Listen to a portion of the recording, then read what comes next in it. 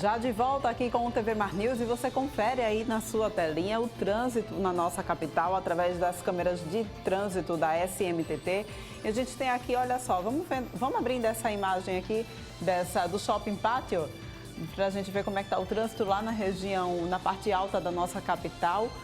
Exatamente às 9 horas e 12 minutos dessa manhã de quarta-feira. A gente confere aí, olha só, o trânsito em frente ao Shopping Pátio, ali na parte alta da cidade, próximo ao Benedito Bentes, mostrando para vocês que está um trânsito um pouco intenso, mas não está engarrafado, né? Os carros parados aqui estão apenas obedecendo, então, ao semáforo.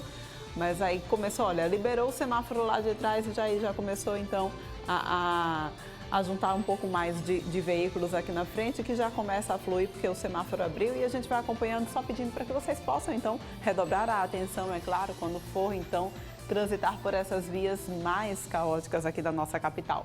E olha só, você sabia que agora dá para você chamar um 99 pelo seu WhatsApp? Pois é, olha só que maravilha, você pede o seu 99 direto do WhatsApp, como se você estivesse conversando com um amigo. É só você anotar o número, anota aí, o DDD é o 11 99797 9090. É só mandar um oi para esse número e já aparecem as orientações para informar a origem e o destino da sua corrida.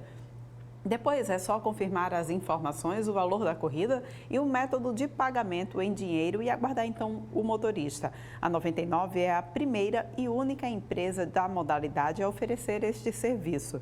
Chamando 199 pelo WhatsApp, você tem a mesma segurança de sempre e o cuidado que só a 99 tem. Então é só anotar o número aí, DDD 11 99797 9090. Se cuida, vai de 99 e é simples, prático e econômico. Essa é a dica aqui do TV Mar News para você hoje, tá? E a gente falou no bloco passado a respeito de economia. Pois é, e a gente continua falando sobre economia. Falamos sobre economia com água e agora economia com a nossa conta de energia em relação ao ar-condicionado. Quanto mais calor, a necessidade da gente utilizar esse aparelho, né? E a gente vai conferir agora dicas de como economizar. Vamos conferir. Olha, pessoal da TV Mar Canal 525, com a chegada do verão é natural também que as alterações quanto ao consumo, período de férias escolares, acaba também contribuindo para um aumento, um acréscimo nas contas de energia elétrica. E entre os vilões, pelo que nós já temos conhecimento, até por campanhas realizadas pelas empresas de distribuição de energia elétrica de todo o país, que o chuveiro elétrico e o ar-condicionado são considerados pelo menos os maiores vilões na hora de fazer os cálculos de consumo em cada residência ou em cada estabelecimento comercial. Nós vamos saber então como economizar agora com a participação da Patrícia Moraes, principalmente a economia de energia elétrica durante o verão com o consumo, principalmente no ar-condicionado. Ô Patrícia, muito obrigado mais uma vez por estar aqui falando com a gente. Quais são as dicas que você poderia deixar para as pessoas economizarem nesse período de verão, principalmente quanto ao uso do ar-condicionado? Bom dia. Isso, bom dia. Esse período, por ser mais quente, né, o ar-condicionado os clientes terminam utilizando mais o ar-condicionado. E no momento da aquisição do equipamento, instalação e até na utilização, o cliente deve observar, ter alguns cuidados. Na aquisição, principalmente adquirir um equipamento que tenha o selo Procel, ou seja, classificado como tipo A do Inmetro. São aparelhos que já consomem menos energia. No momento da instalação, o cliente sempre deve contratar um profissional especializado, porque ele vai analisar tanto o local que será instalado, que dependendo do local pode facilitar, pode aumentar o consumo, demandar mais do equipamento e aumentar o consumo, como instalar na parede que incide diretamente o sol, instalar na parte baixa do imóvel, ao invés de instalar alto na parede. A instalação elétrica também deverá ser adequada, uma vez que uma instalação errada pode também gerar um alto consumo. Então, dentro dessas observações, também deve ser observar o tamanho do equipamento, a potência do equipamento para o local que será instalado. Então, ele não pode ser nem maior nem menor do que a potência ideal para o ambiente que ele será utilizado. Para quem gosta de comprar aparelhos usados, por exemplo, neste momento, é preciso ter um cuidado redobrado quando se trata de ar-condicionado, principalmente com aqueles modelos mais antigos, Patrícia? Correto, porque além dele poder não ter a classificação que eu falei anteriormente, né, da classificação tipo A e o selo Procel, um equipamento mais antigo, ele naturalmente demandará um consumo maior. Mas também o cliente que não está adquirindo equipamento novo nesse momento, ele já tem um equipamento em casa. Então, o que ele pode fazer? Manutenções periódicas e manter sempre o filtro do ar-condicionado limpo. As pessoas têm o hábito de diminuir bastante a temperatura, ou seja, colocar na casa de 16, de 17, de 18. O consumo acaba sendo maior porque o processamento do aparelho também vai exigir mais a energia elétrica? Isso mesmo. Então, por isso a orientação dessa temperatura mediana, que ela fica uma temperatura confortável, né, e não demanda tanto do consumo. Então, dessa temperatura entre 23 e 25 é o ideal. O cliente ele termina, quando chega no ambiente, o ar-condicionado está desligado, está quente, ele bota a temperatura no mínimo e assim ele deixa.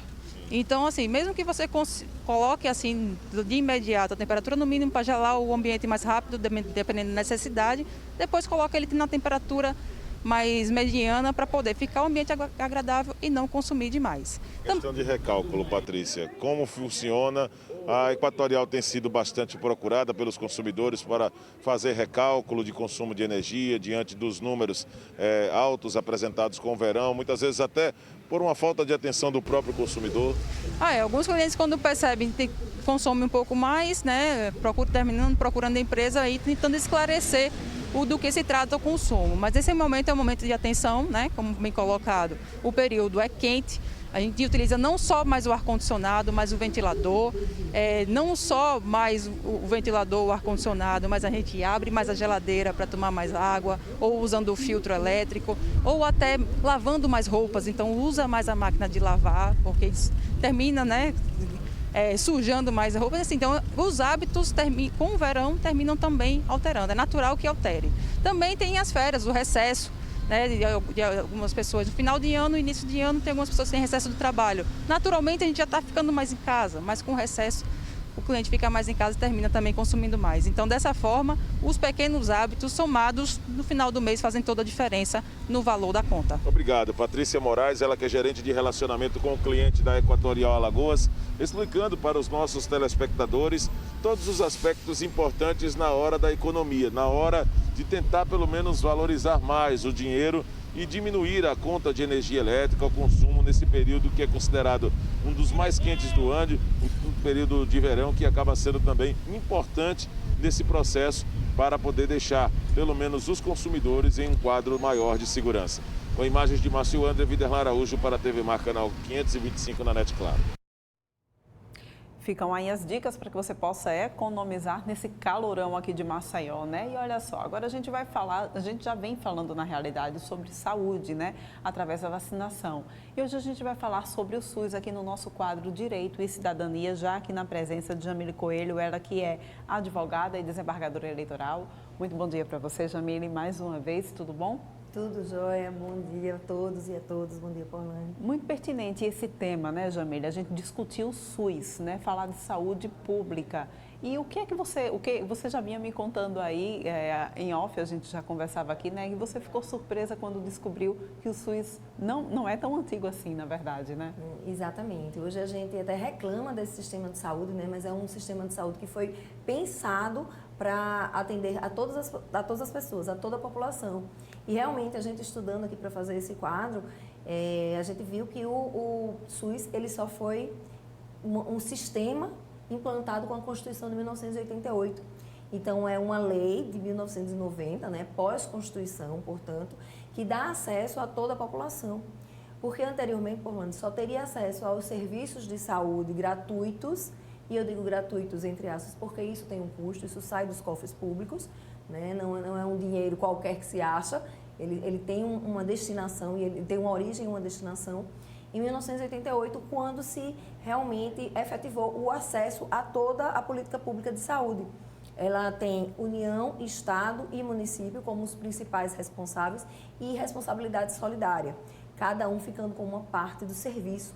Antes disso, Somente aquelas pessoas que tinham um vínculo formal de trabalho, ou seja, que contribuíam para o INAMPS ou INPS, é que teriam acesso à saúde. Hoje, qualquer pessoa, mesmo sem contribuir um centavo, né, para a saúde ou para qualquer sistema de seguridade social, na Constituição a gente tem a Seguridade Social, que ela financia assistência social, saúde pública e previdência social, né? São esses três sistemas da Seguridade Social. Ela pode ser atendida por um hospital público. E qualquer pessoa, mesmo particular, mesmo que tenha dinheiro, ela pode ser atendida pelo hospital público, inclusive turistas. Pois é, a gente conversava sobre isso.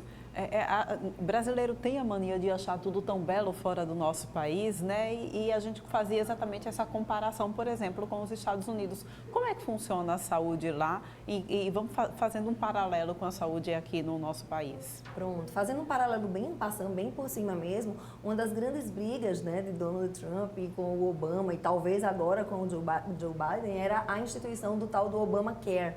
Que care significa cuidado. O Obamacare, ele significava mais ou menos uma situação parecida com essa que a gente tem do SUS, ou seja, o Estado, aí entendido União, Estado e município, financiar a saúde pública. Porque lá nos Estados Unidos, por exemplo, e até na Europa, em alguns países, você tem que entrar demonstrando que você tem um seguro de saúde. O turista, ele tem que entrar demonstrando seguro de saúde. Você é até atendido, se você não tiver o seguro de saúde, mas vem uma conta enorme depois para você. Já aqui no Brasil, pode ser um turista de posses ou um turista sem dinheiro, estou falando assim, estrangeiro, ele vai ser atendido. Ele vai ser atendido no HGE, ele vai ser atendido numa UPA, ele vai ser atendido num posto de saúde, mas ele não vai ficar sem atendimento e, posteriormente, essa conta não vem para ele. É esse sistema universal de saúde, é o Sistema Único de Saúde, que foi implantado de 88 para cá e mais precisamente em 1990 com essa lei. Essa é uma diferença muito grande. Por que que os Estados Unidos, por exemplo, e aí eu estou falando muito por cima realmente, são contra isso? Porque é um sistema que custa muito dinheiro, né?